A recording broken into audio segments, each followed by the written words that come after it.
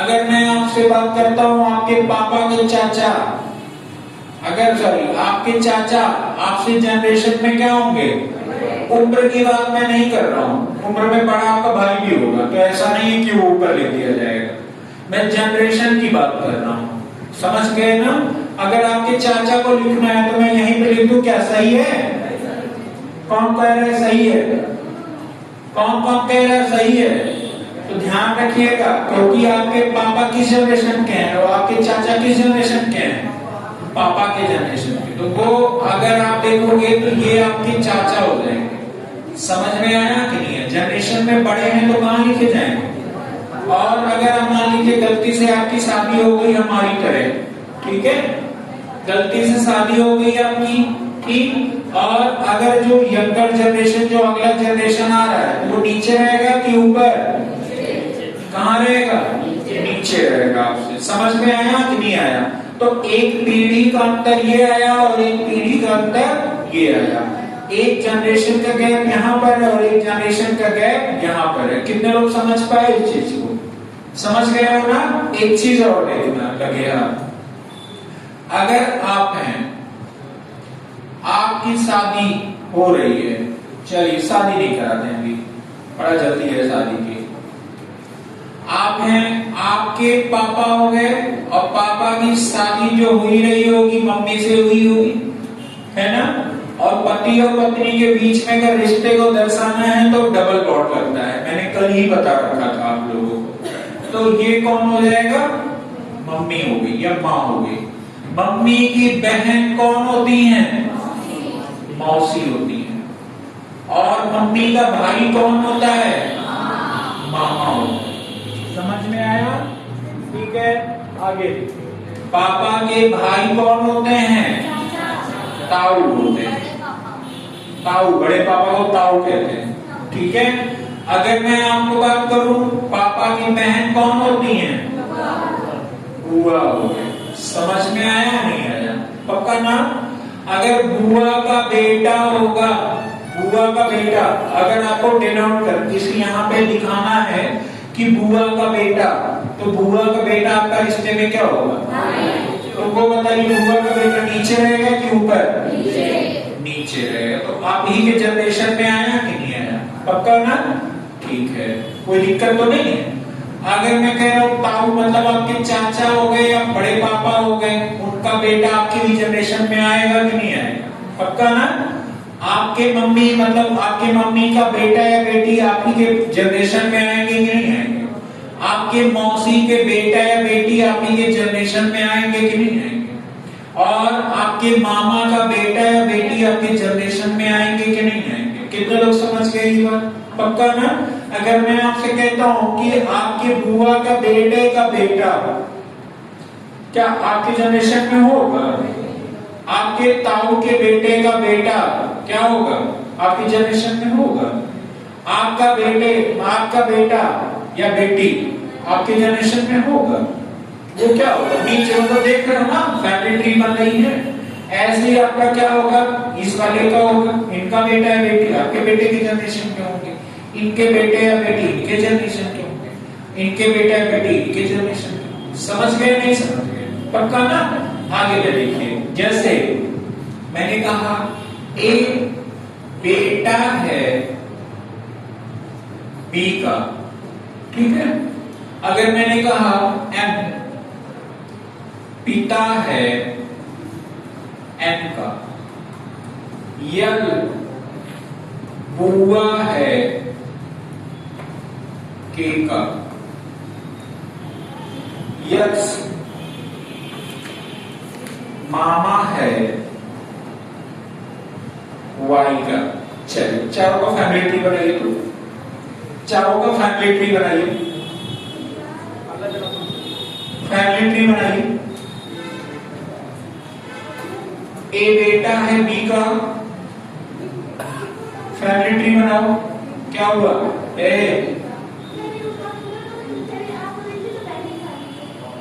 क्या करना है? अरे तो क्या दिक्कत है? अच्छा चलो बैठ जाओ, कोई दिक्कत करो जरा इसको, तो करो।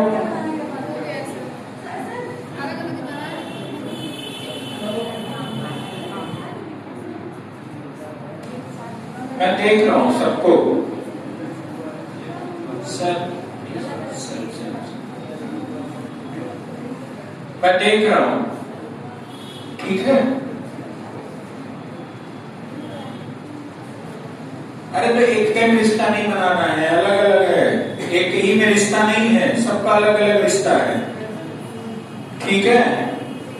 एक जैसे ए बेटा है बी का, एम पिता है एम का, एल बुआ है के मामा है वाई, एक्स मामा है वाई का। बस ये चीज है, मैंने जो दी है उस पर बात कीजिए। समझ में आया कि नहीं? अगर जैसे मैं कह रहा हूं ए बेटा है किसका, ए क्या है, बेटा है बी का। तो आपका बताइए ए बेटा है कि बी? ए बेटा है किसका है, बी का। तो ए नीचे रहेगा कि ऊपर? किसके? बी के। तो समझ में आया। अगर ए बेटा है तो प्लस होगा। अब बताइए बी इसकी मम्मी है कि पापा है? कोई जानकारी नहीं। कोई जानकारी है? कोई जानकारी है? नहीं है। समझ गए नहीं समझ गए? अब मैं इसकी बात करूं, यम पिता है किसका? तो यहाँ पर यम हो गया और यहाँ पे यम, क्या करें मैं कैसे लिखूं? कौन पिता है? एम। किसका पिता है? यानी एम इसका बेटा होगा कि नहीं? और बेटा नीचे होता है। यानी अगर मैं इस बात को ऐसे में कहूं कि एम का पिता, पिता मतलब कहाँ रहेगा? ऊपर। कौन होगा ये? एम। और इधर क्या होगा? ये पिता है। और ये एम इसका बेटा या बेटी है, कोई जानकारी है? नहीं है। समझ गए नहीं समझ गए? आगे में फैमिली ट्री। के बुआ है किसकी? या बुआ है किसकी? के पापा, ये ऐसे बना दीजिए, के पापा। बुआ कौन होती है? पापा की। तो ये कौन हो जाएगी? एल बुआ है किसकी? के। समझ गए नहीं समझ गए? तो इधर बुआ है मतलब क्या हो जाएगा? नेगेटिव। पक्का ना? समझ गए नहीं समझ गए? आगे में देखिए, यक्स मामा है किसका? वाई का। वाई के पापा यानी वाई के मम्मी, मामा मतलब किसके साइड के हो गए? मम्मी के साइड के। मम्मी के भाई कौन होते हैं? मामा। और मामा को हम लोग कैसे डिनोट करेंगे? एक्स से। तो यानी एक्स और वाई के बीच में रिश्ता कैसा है? मामा भांजे का। कैसा रिश्ता है? मामा और भांजे का। एक बात और देखिए, अब लगे हाथ, अगर आपसे ऐसा क्वेश्चन पूछता है, ठीक है, कि एल बी का चाचा है, एल बी का चाचा है, ठीक है, तो एल क्या हो जाएगा? एल कहाँ रहेगा? ऊपर। बी कहाँ रहेगा?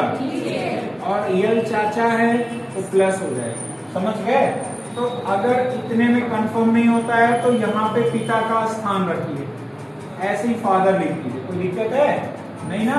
ऐसे लिख दीजिए। और चाचा कौन होते हैं? पापा के भाई। तो यानी एल इसके क्या हो जाएंगे? समझ गए नहीं समझ? तो आपके पापा के भाई कौन हो गए? कौन हो गए? समझ गए कि नहीं? पक्का ना? आगे मैं और बता रहा हूं।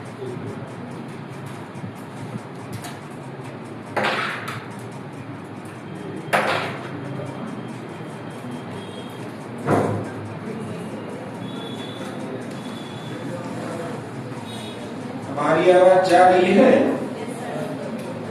सच सच बताना, जा रही है ना? ठीक। अब देखिए, जैसे मैंने कहा एम एन का साला है। एम एन का क्या है? साला। कौन होता है? एम एन का क्या होता है? एम एन का साला। साला कौन होता है? वाइफ का भाई। अब एक देखो, यानी एम की यम किसका साला है? यानी एम का साला है, और साला है कौन? एम है। ठीक है, साला है कौन? एम है। ध्यान देना। तो अगर मैं यह लिखूं एम की पहले शादी करा तो ये इसकी क्या हो जाएगी? वाइफ। अब देखो, ये इसकी पत्नी, ये मतलब क्या है? अगर आप यहाँ पे साला आपके जैसे दो तीन चीजें होती हैं, ध्यान से समझिएगा। अगर मैं इनको प्लस लिखता हूं और तो ये इनकी क्या हो जाएगी? पत्नी। और पत्नी का भाई कौन होता है? पत्नी का भाई कौन होता है? तो यन और एम के बीच में रिश्ता किसका है? जीजा और साले का। समझ में आया कि नहीं आया?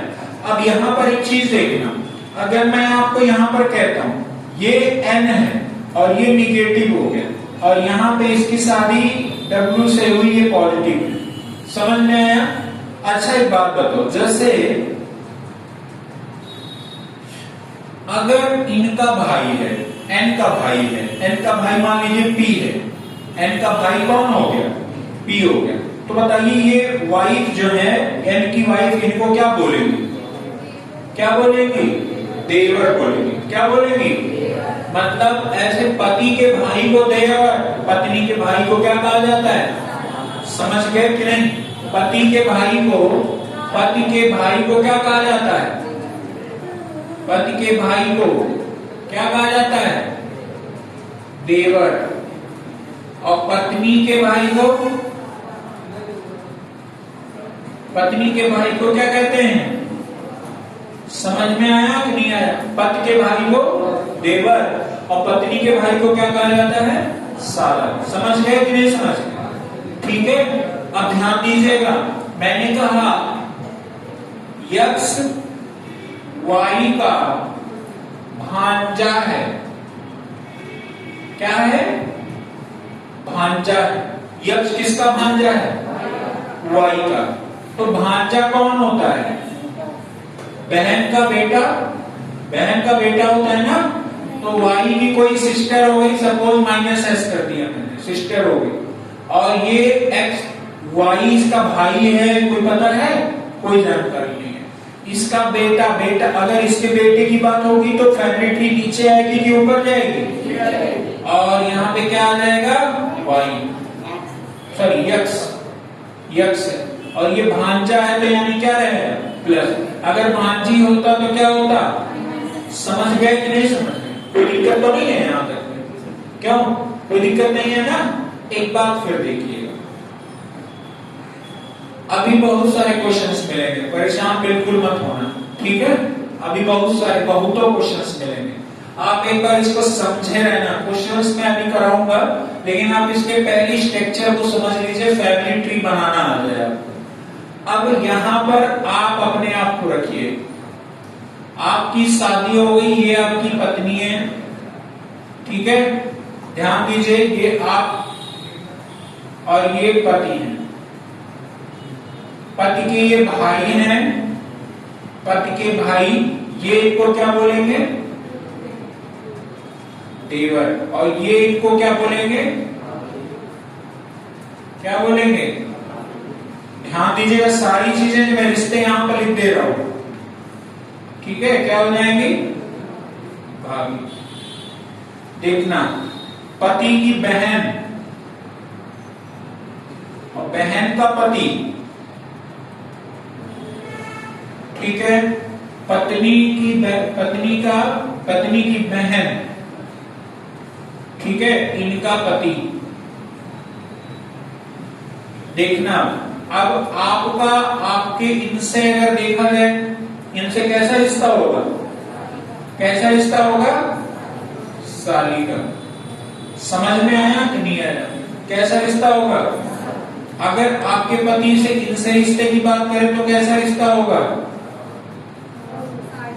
कौन सा रिश्ता होगा? साड़ू का। ठीक है, बहुत 15 मुश्किल आ रहे हो हैं? अच्छा, इधर देखो, पत्नी अगर आपकी बहन, आपकी पत्नी है, आपकी बहन क्या होगी? आपकी बहन को क्या बोलेगी? हैं? ननद। और आपकी पत्नी आपके बहन के पति को क्या बोलेगी? क्या बोलेगी? नंदोई। समझ में आया? ठीक है, नोट कर लीजिए इसको, फिर आगे बता रहे हैं। रिश्ते को समझिएगा।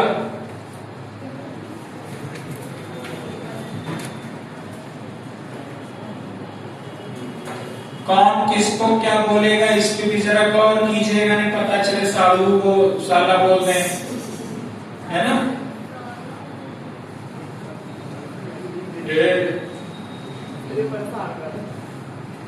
रविकांत झुमरा देवी सभी विवाह करा देंगे।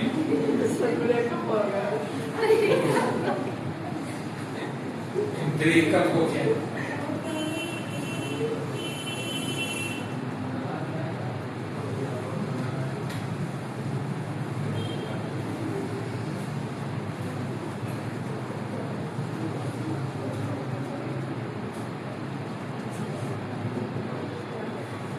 बना लीजिए बढ़िया से, रुक के थम के बनाइएगा, भूल जाओगे मैं जानता हूं, ठीक है। हाँ वैसे बनाइए, खुद ना समझ पाओ। सब पेज पे बनाओ,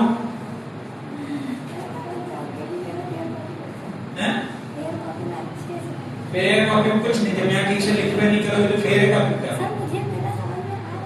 कुछ नहीं समझ में आया। अभी पूछ रहा हूँ, बताओ, तभी मैं कह रहा हूँ लिखने के लिए।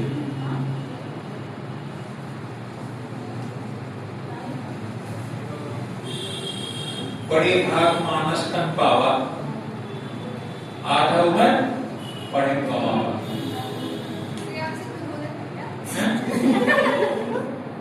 मतलब आप कैसे कर रही हैं? अरे सब बोलते हैं।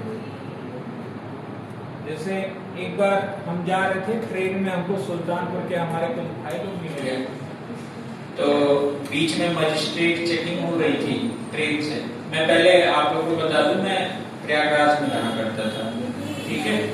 फिर जेएनयू में हमारा एडमिशन हुआ था, जेएनयू में थोड़ी देर तक था, ठीक। फिर जेएनयू से मैं स्किप कर दिया।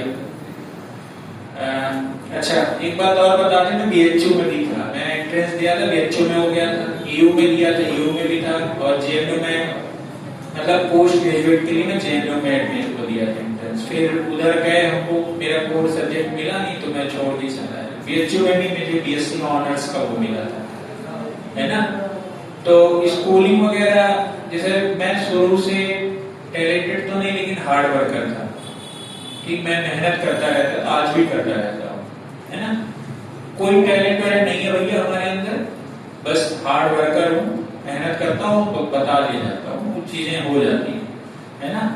टैलेंट वगैरह होता तो पता नहीं कहाँ होते।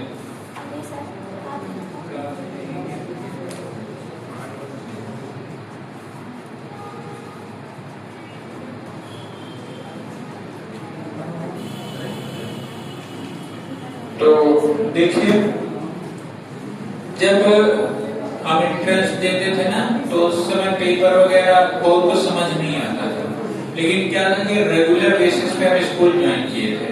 कभी अच्छा मैं 12th पास हो गया, कहीं कोचिंग वगैरह नहीं किया था। 12th पास हो गया, मैं कहीं कोचिंग वगैरह नहीं पढ़ता था, ठीक है। कई लोग 9th 10th 11th 12th कहीं भी, मैं कहीं कोचिंग की मतलब मैं किसी सब्जेक्ट की कोचिंग नहीं किया था, स्कूल के भरोसे पढ़ता था।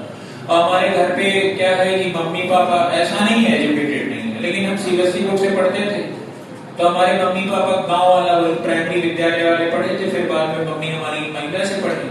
तो वो लोग जैसे जब इंग्लिश मीडियम होता था तो शायद अपना जो आपका मतलब वो है आपके पेरेंट्स हैं, शायद उतने अच्छे से केयर नहीं कर पाते जितना अभी के पेरेंट्स करते हैं, है ना। पीटीएम वगैरह होता था, मैं 12th तक में पास हो गया, कभी पीटीएम में हमारी मम्मी से एक बार गई है ना। पापा तो हमारे वो थे, मम्मी हमारी बस एक बार पीटीएम में गई, वो भी हम जबरदस्ती लिवा के गए थे।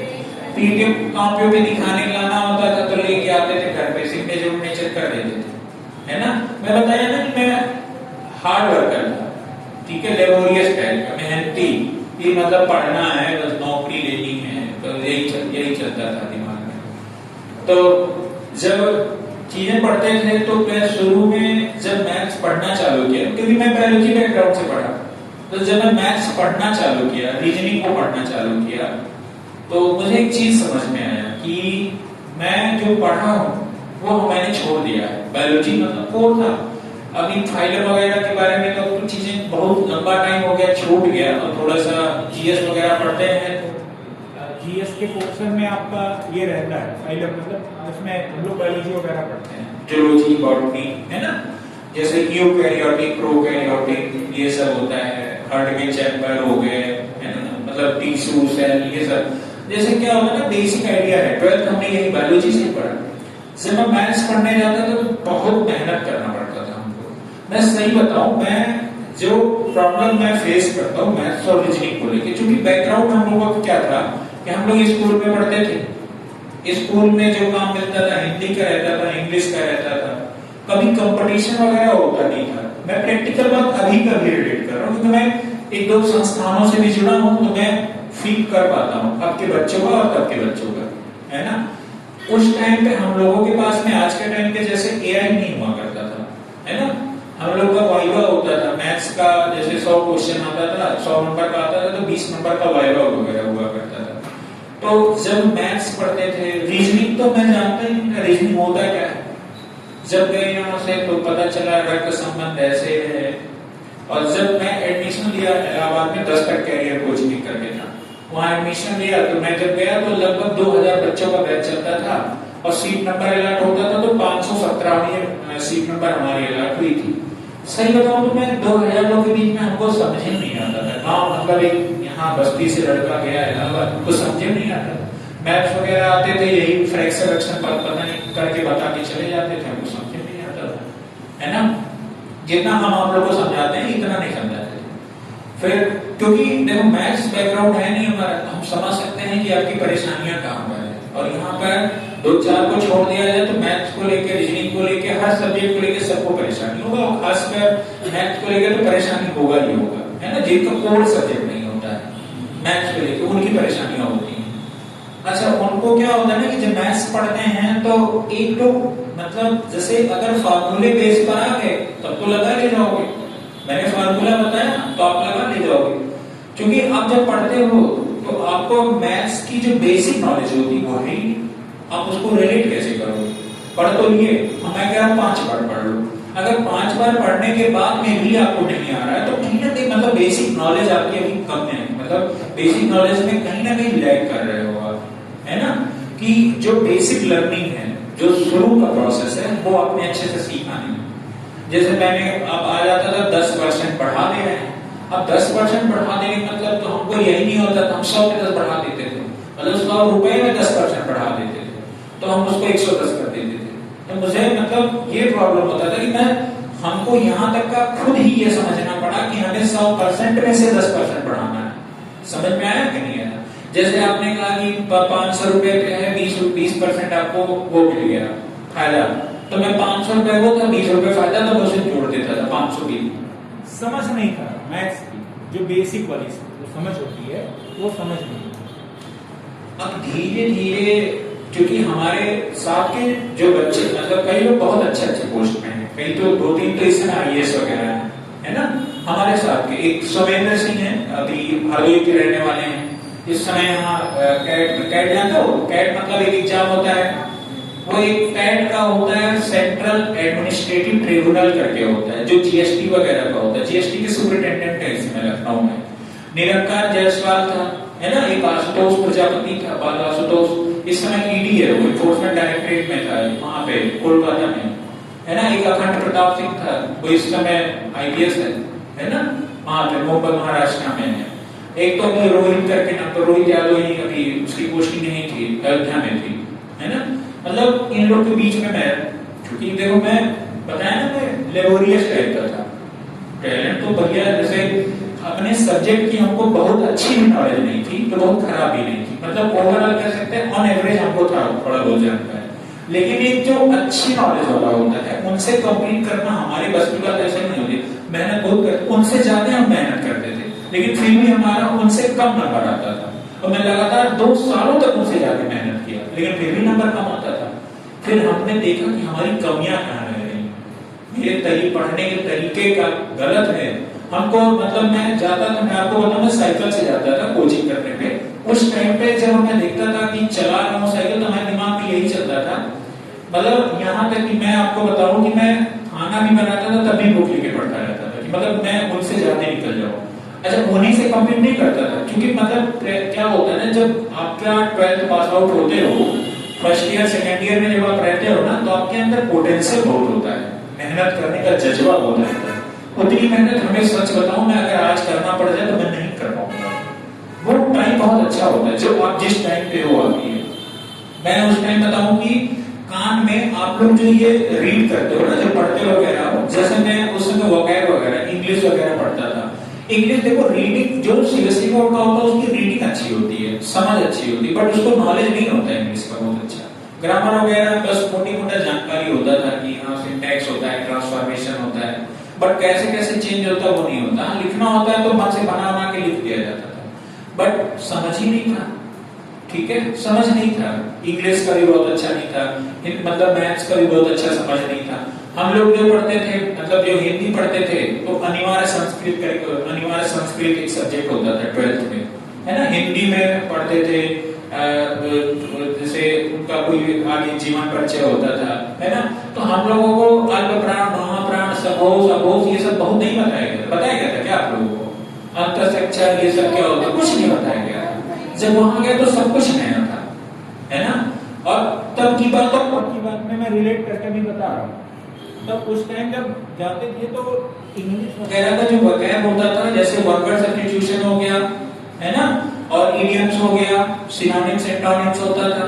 तो मैं ये जैसे मोबाइल में रिकॉर्ड करके ऐसे कानों में सुनता रहता था। हेडफोन होता था, तब वो सैमसंग की मोबाइल हुआ करती थी, व्हाइट सा हेडफोन होता था, याद करिए आप लोग के घर पे होगा भी पुराने टाइम पे। अब तो ब्लूटूथ का जमाना आ गया। उस समय हमारे पास में नोकिया का मोबाइल हुआ करता था, छोटा सा, तो उसमें हम ऐसे बोल बोल के रिकॉर्ड करते थे, है ना। 2013 वाला की बात मैं बता रहा हूँ, 13-14 की, बोल बोल के करते थे। तो जब मैं खाना बनाता था तो वही वाला बोल के, तो जैसे आता था एलिमिनेट, है ना, पॉल्यूशन, पॉपुलेशन क्या होता था, ये सब के जैसे कंटामिनेशन क्या होता है ना। तो जैसे हेट हो गया, है ना, वर्चुअल हो गया, ये आज भी हमको चीजें याद है। तो मैं क्या करता था, हर दिन जैसे मैं टारगेट बनाया 20-20 का वोकैब में मुझको लर्न करना, तो 20 का वोकैब लर्न करता। फिर हुआ क्या, मुझे फिर मतलब जो एक एफबी पब्लिकेशन की बुक थी, मैं आज भी वो बुक रखा हूं। मैं वो बुक अगर आप हमसे पूछ लेते ना कि कहां से है, तो मुझे यहां तक का ये याद था कि पेज उनके बीच में है कि ऊपर है कि इस साइड है कि इस साइड है, पेज किस साइड में है कि इस साइड में है। मतलब इतना अच्छे से हमने पढ़ा, लेकिन फिर भी हमारी इंग्लिश में नंबर नहीं आते। मतलब इतना सब कुछ होने के बाद नहीं नंबर नहीं आता। तो फिर हमने महसूस जो किया कि कमी हमको कहां दिखी कि मैं टेस्ट नहीं देता था, है ना। सब कुछ नॉलेज हमारे पास था, सब कुछ था। मैं सच बता रहा हूं, मैं प्रैक्टिकल बात आपको बता रहा हूं। मैं जब करता था, अगर मैं टेस्ट नहीं, जब मैं टेस्ट देना चालू किया तो वही 50 क्वेश्चन का हुआ करता था। उसी 50 में मेरे 10, 12, 15 नंबर आ जाते थे, है ना। 15, बहुत बार 20-25 आ जाए। और फिर जैसे कई बार जब मैं टेस्ट देना चालू किया तो शुरुआत में एंजल एकेडमी करके कोचिंग था, एक धीरे से पढ़ाते थे इंग्लिश, ये वो इंग्लिश चलेगा वहां अच्छी हो जाएगी। क्योंकि जब मैं जाता तो मैं इतनी बार पढ़ लिया था, सारा कॉन्सेप्ट दिमाग में सब कुछ चलता रहता था। तो मैं सिर्फ रटने वाला पोर्शन बहुत अच्छा कर पाता था। ग्रामेटिकल पोर्शन में क्या था, नीचे से 5 नंबर का 5 question fill in the blanks आते थे, 5 इंप्रूवमेंट आता था, 5 आपका वो आता था कॉमन एरर का क्वेश्चन आता था 15, ठीक है, 50 में। अब कॉमन एरर की एक होती है, मिरर ऑफ कॉमन एरर की बुक होती थी, वो पे पढ़ डाला। उसको पढ़ने के बाद में रीडिंग हमारा नंबर उठता था। तब हमने सोचा कमियां कहां है, तो इंग्लिश पे हमने काम किया, है ना। इंग्लिश में हमने काम किया कि जैसे राज्यसभा टीवी तो खत्म हो गया, राज्यसभा टीवी पे शाम के 8 बजे एक डेली न्यूज आता था, उसको लगा के ऐसे मैं बैठा रहता था, मैं सुनता था खाली वो इंग्लिश में। और इतनी मूवियां मैंने इंग्लिश में देखी हैं। मैं पढ़ता रहता था या कुछ करता था, मैं इंग्लिश जैसे स्टोरी टेलर टाइप का होता है ना सारा, मतलब मैं जब सोता था तो हमारे दिमाग में इंग्लिश ही चलता था, मुझे अच्छा करना। तो उस टाइम मेरी मैं मेहनत करता था, नंबर धीरे धीरे फिर स्कोर होना चालू हुआ, ठीक है। नंबर बढ़े, ऐसा नहीं है, नंबर बढ़े, बट जो 50 में हमको चाहिए 45 वो नहीं बढ़ते थे उतने तक में। मतलब एक क्रीम जो बच्चा होता है वो नहीं था, जो सिलेक्शन वाले थे 32-35 नंबर आ जाते थे, 32, 34, 28 ऐसे नंबर होते थे। मतलब 18-20 से बढ़ के इतने तक पहुंच गए, लेकिन हमको चाहिए 42-44, है ना। फिर क्या हुआ मैथ्स में, अब मैं थोड़ा सा इंग्लिश को वो किया तो मैं मैथ्स पे काम करना। मैथ्स में जब पढ़ना चालू किया तो धीरे धीरे मनन करना चालू किया। हमको जो मैं बताऊं ना, जैसे मैं आपको समझाता हूं, ऐसे हमारे दोस्त भी हमको बैठा के से समझाते थे, जब तक जिस तरीके समझाते थे अगर उस तरीके क्वेश्चन आ गया तो कर लेता था, आगे नहीं कर पाता था। सच बात है, होता आपके साथ भी यही होता है ना, मैं जानता हूं आपके साथ भी यही होता है। तभी मैं सारे तरीके से एक ही जगह पे बताता हूं, क्योंकि वो प्रॉब्लम मैंने फेस की है आप लोग जैसे, है ना। तो मैं जैसे वो क्वेश्चन आके आपको बताया कि ऐसे ऐसे है, तो उसी टाइप का क्वेश्चन आता तो कर लेते थे, है ना। कहीं गुना आ गया, कहीं रुपए आ गया तो रिलेट ही नहीं कर पाते थे। अब बड़ी प्रॉब्लम तो हुआ क्या, फिर आरडी सर एक आती थी बुक जो है आर.एस. अग्रवाल की और एस.डी. यादव की बुक आती थी। आज भी मैंने फोटोकॉपी करा ली, मैंने पूरी फोटोकॉपी करा ली, बुक मोटी होती थी उस समय, है ना। तो बुक मैंने फोटोकॉपी करा ली, क्वेश्चंस को मैथ्स के जैसे जो होते थे, मान लो मैंने रेशियो पढ़ा, मैंने रेशियो पहली बार पढ़ा, रेशियो पढ़ा तो मैंने एस.डी. यादव वाली बुक से और आर.एस. अग्रवाल वाली बुक से दोनों से मैंने क्वेश्चन निकाले और ले जाके फोटोकॉपी करा लिए वहां पे, है ना। नलनी एक है वहां पे, नलनी बहुत बड़ा वो है, हाई कोर्ट के पास में है। तो क्या, और क्वेश्चन मैं पूरा सॉल्व कर लिया, उसका पूरा क्वेश्चन सॉल्व कर लिया, है ना। पूरे क्वेश्चन सोल्यूशन के बाद में क्या हुआ कि मुझे थोड़ा समझ में आया, ज्यादा नहीं आया। फिर मैं आंख बंद करके मनन करना चालू किया, ठीक है। मैं किसी से कुछ नहीं पूछा कहीं भी, उसके बाद मैंने आंख ऐसे बंद किया और मैं मैथ्स में ये ढूंढना चालू किया क्यों और कैसे। मैथ्स में जब आप जिस दिन से ये करना चालू कर दोगे, आज मैं आपसे कहता हूं कि शायद देखो ये कोई वो वाली बात नहीं है कि मैं अपने मुंह में मिट्टू बनना हूं, लेकिन मैं ये कहना चाहता हूं कि आज मैं ये नहीं कह सकता हूं कि हमें मैथ्स की समझ नहीं। एक बार क्वेश्चन आता है ना, एक बार क्वेश्चन सामने से आ जाए, मैं एक बार पढ़ लूं तो हमें ये पता चल जाता है किस तरीके से बनाना है। वही मैं बता रहा हूं कि मैं एक क्वेश्चन जो एक मेथड से नहीं लगा पाता था, अब हमने मनन करके, मतलब मैं बताऊं ना, जब क्वेश्चन देते थे सर क्लास में घर से करके लेके आने के लिए, तो जब उनके मुझसे लगाते थे ना, तो वही सिंपल वाले क्वेश्चन से लग जाते थे। कहीं गुना वाला आ गया, रेशियो को कंपेयर करना आ गया, आता ही नहीं था हमको। तो वो लोग लगा के आते थे, हम लगा ही नहीं पाते थे। तो बड़ा मतलब बड़ा अंदर से उलझन होता था। मतलब खाना नहीं बनाते थे, रात में सोते थे तो 2-2 बजे नींद आता था कि हम क्यों इम्प्रूव नहीं कर पा रहे, अपना फेस क्यों नहीं कर पा रहे। और हम अभी इतने कम कंपटीशन में नहीं फेस कर पा रहे ना, इतने लोग कम लोग हैं, तो आगे चल के हम क्या करते हैं, मेहनत करते गए। मैं बताऊं, फिर हमने देना चालू किया टेस्ट, ठीक है। टेस्ट मैंने अपने जीवन काल में कम से कम 4000 टेस्ट दिया होगा, 4000 टेस्ट दिया होगा मैंने अपने जीवन काल में, मिनिमम 4000 की बात मैं कर रहा हूं, है ना। मैं क्या करता था, आप लोग अभी जो टेक्स्ट बुक एप्लीकेशन नहीं है, अभी मेरा एक एग्जाम था 2023 की बात मैं बता रहा हूँ।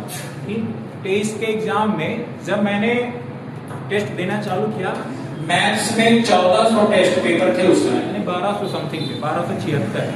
मैंने पूरे के पूरे टेस्ट दे डाले थे और सबका नोट्स बना डाला था। कौन सा तरीका ऐसा है कि हमको आता नहीं, मतलब मैं 1200 क्वेश्चन जो 25-25 क्वेश्चन का होता था, मैं सबका सब लगा डाला था। आपकी पिनाकल वाली बुक को मैंने कम से कम 10 बार पढ़ी, मतलब ऐसे क्वेश्चन देखते थे हमारे दिमाग में चलता था, इस चीज का ऐसे होगा, क्वेश्चन लगाता था तो मनन करता था, आंख बंद करके सोचता था कि हमें इसमें क्या नहीं समझ में आ रहा है। मैं अपनी कमियां ढूंढता था कि मुझे क्या नहीं आ रहा है। जब आप अपनी कमियों पे काम करोगे तब आपके अंदर इंप्रूवमेंट होगा, अपनी कमियां, ठीक है। जैसे मैं यहाँ तरीका जो बताता हूँ आप करते भी होगे, जितना तरीका बताता हूं उतना ही आता भी होगा, पक्का समझ में भी आएगा।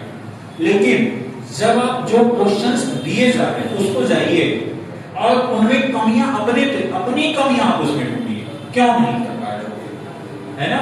और उसको कहीं नोट करिए, नोट करेंगे, मैं बता रहा हूं कि ऐसा मैथ्स आपका इतना अच्छा हो जाएगा, मात्र 4-5 महीने करके देख लीजिए। 4-5 महीने की बात मैं कर रहा हूं, सिर्फ 4-5 महीने। मैथ्स का कोई ऐसा टॉपिक नहीं होगा जो आपको समझ में आ जाए और जिसमें आपका अच्छा खासा कमांड ना हो जाए, है ना। अब सोचिए कि मैं बायोलॉजी बैकग्राउंड का और मैथ्स बता रहा हूं आपको, है ना। क्वेश्चन मेंस के हैं, कुछ भी है ना। इसी वजह से आप देखे होंगे कि मैं 1.5-2 घंटे तक सिर्फ आपको समझाता रहता हूं ना। हमें पता है कि कमियां आपकी कहां रह रही होती है, तो मैं आप देखते होंगे आपके मन में जो आता होगा वही आगे बता भी देता हूँ, होता होगा आपके साथ। तो ऐसे आप जाइए मैथ्स में अपनी कमियां लिखिए, और हर सब्जेक्ट में, हर टॉपिक में, हर एक्सरसाइज में आपकी कमी हो, वही कमियां दूर कर लीजिए और टेस्ट जारी कीजिए। जब टेस्ट दोगे 2017-18 में मैंने इतने टेस्ट दे दिए, इतना टेस्ट दे दिया, इतना टेस्ट दे दिया कि मैं सुबह 7 बजे जाता था, 3 कोचिंगों में 2-2 घंटे का टेस्ट देता था, शाम के टाइम मतलब रिवीजन करने का टाइम नहीं मिलता था। आता था, फिर वहां से कमरे पे आता था, चावल ऐसे उबाल के खाता था, दिन में खाना नहीं बनाता था, चावल उबाल के मतलब उसमें नमक डाल के और घी, घर से घी उगाता था कभी कभार, नहीं तो तेल डाल के सरसों वाला, समझ रहे ना, वो खाया है। वो खा के फिर वही खा के फिर सोते थे 1-2 घंटे, फिर शाम के टाइम में, है ना। मतलब बड़े पीछे का आपको जो लगता है पीछे का बड़ा संघर्ष होता है, जो भी कोई कुछ कर रहा है पीछे का बड़ा संघर्ष होता है। आप चीजों को जाइए और मेरे अकॉर्डिंग आप अपनी कमियां देखिए कि किस चीज में कमी हो रही है, कहां नहीं समझ में आ रहा है, फिर आप वो हमसे बताइए, है ना। आप अपने से पूछिए कैसे नहीं आ रहा, यानी थोड़ी थोड़ी चीजें, जैसे जो थोड़े थोड़े आपकी जहां भी आपका दिमाग नहीं काम कर रहा है वो लिखिए ना पहले, भाई कमियां पहले पिन कीजिए, क्या क्या कमियां आपने हैं, आपकी कमियां आप जानोगे, पढ़ोगे तो आप समझोगे, नहीं समझोगे आप जानोगे, हम थोड़ी बता पाएंगे ये सब, है ना। सबका अलग, मतलब मैथ्स का हो सकता है किसी का बैकग्राउंड ही ना रहा हो और यहाँ मैथ्स पढ़ रहा है ना, तो उसको फिर तो नहीं समझ में आएगा, मैं सीधी सी बात कहता हूँ, नहीं समझ में आएगा। तो पहले घर पे जाइए, कमियां देखिए, अपनी कमियां लिखिए, कहां कहां किस किस चीज में कमी है, गुने वाले में कमी है, बराबर में कमी है, और क्वेश्चन पे जब लगाइए तो बराबर क्यों हो रहा है, कंपेयर करके प्लस हो रहा है, माइनस हो रहा है, कब माइनस कर रहे हैं, कब प्लस कर रहे हैं, ये तब आपको सीखना पड़ेगा, ठीक है। ऐसे जैसे मैं बताया ये प्लस कर दो, तो आपको ये दिमाग में होना चाहिए मैं प्लस क्यों कर रहा हूँ, कोई चीज मैंने कहा बटे में कर दो, क्यों बटे में कर रहा हूँ, जब तक आपको इसकी समझ नहीं रहेगी आप नहीं कर पाओगे, ठीक है। जब आप सारी चीजें मैथ्स में समझ जाओगे तब आपकी चीजें अच्छी होंगी। बस समझ में आया कि नहीं आया।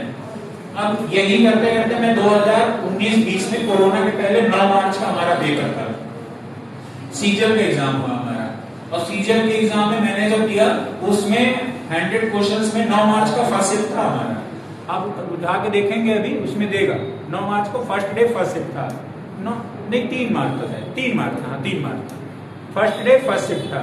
और गया था मैं टेस्ट देके 100 में से मैंने 90 क्वेश्चन अटेम्प्ट किए, 90 के 90 सही था, है ना। मैथ्स, रीजनिंग और इसमें इंग्लिश में 150 में 150 थे, है ना।